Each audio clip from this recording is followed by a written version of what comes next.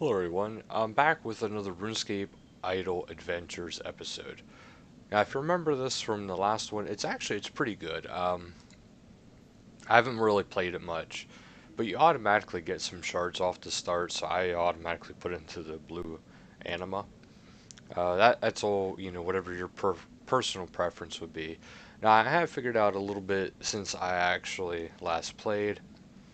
I guess eventually you can reset the world after you go so far. All your skills remain the same, but everything else resets. So far, I have reset once, even though there's 3 threads, you get 3 threads, I guess, at least for your first initial one. And after you reset, you get different quests, and you actually get different equipment too. Well, I should say you can get different equipment. For completing it, I got this, the needle, staff. But there is a map, you can go a whole bunch of different areas. You get more and more as you reset more and more. There'll probably be patches down the road to get more and more going on. There is a god quest I do have. It's going to take me quite a while because I can't even get skeletons yet. And I've never seen a minotaur yet either, or regular zombie. But so far, there's this stuff here. So all I have to do is go into the dungeon part. Now, me personally, I like having 2 types of attack and summoning. The reason being is, once you can summon your creature, it takes damage for you until it's defeated. And it attacks quite frequently. So since I have level 16 summoning, mine's pretty good. And also, as you level your total skill and your combat skill, you get to unlock different things as you go through. But me personally, I like boosting up my summoning as much as I possibly can. To me, it's very much worth it.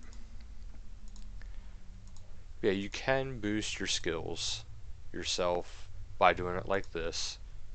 From the anima you get. Why do I keep saying enema? That is not the right word. Constitution is good because that is your hit points, so that'll affect it, and that can come in handy down the road, but it's not too much of a big deal. But see, now my guy's getting stronger and stronger. My attacks are going pretty quick. But most of all, the summoning is very fast. And now I have over 1,000 hit points, which I know it's not much, but for what, level 15 Constitution? That ain't too bad. If you're not familiar with RuneScape, Constitution is equivalent to like hit points in other games, or health, however you really want to look at it. But as you can see, this part's pretty easy. I mean, this game is easy, it's kind of fun, it's a nice numbers game. If you are into numbers and your computer doesn't require, well, if you have a decent computer, you can have this run in the background of pretty much anything. I just have it full screen right now for the sake of the video. But, I mean, yeah, I'll double my damage here for a little bit.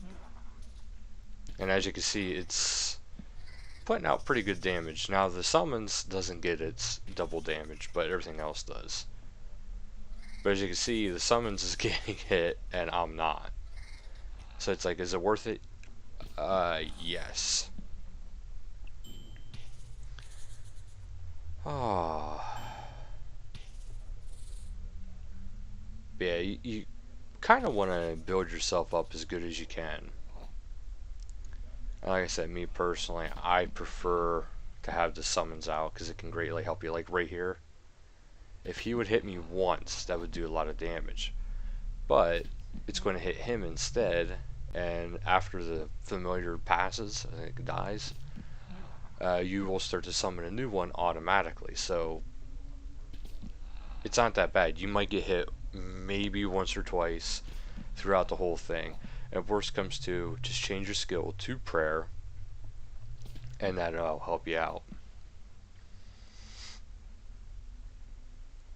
Now I did get to a couple, I would say quote unquote bosses, but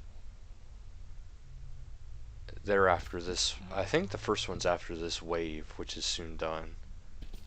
Yeah, it only has 2 more.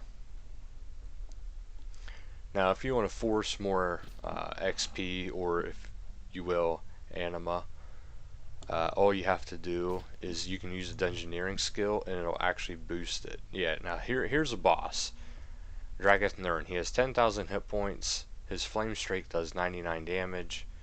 But as you can see, he's not too much of a big deal for me because I can just kind of sit here and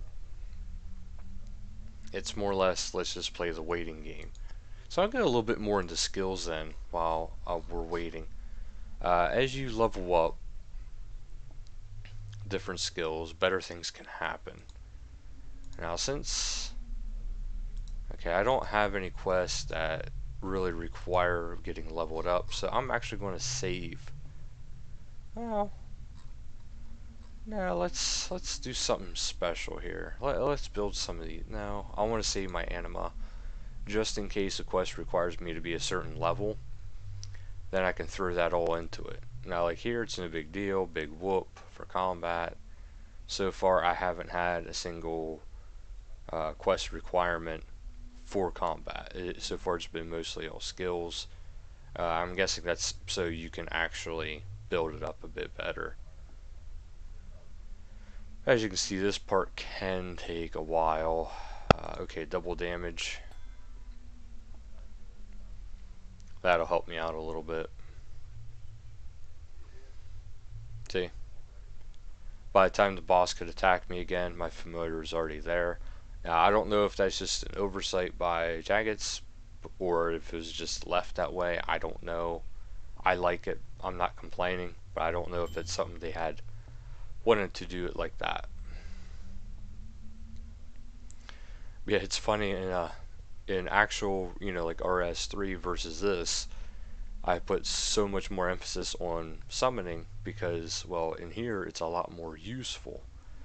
Whereas if you're playing, RuneScape, I mean, yeah, there's some uses for it, but they're not big major uses in my opinion. The only thing like a lot of people will use for for RuneScape is mostly like the pack yak and some people the mammoth for bossing, but that's because they are what's called a beast of burden. They can hold items for you, so they can actually hold a good deal of food for you to heal, or potions to boost your damage or reduce your damage taken, etc., etc. But so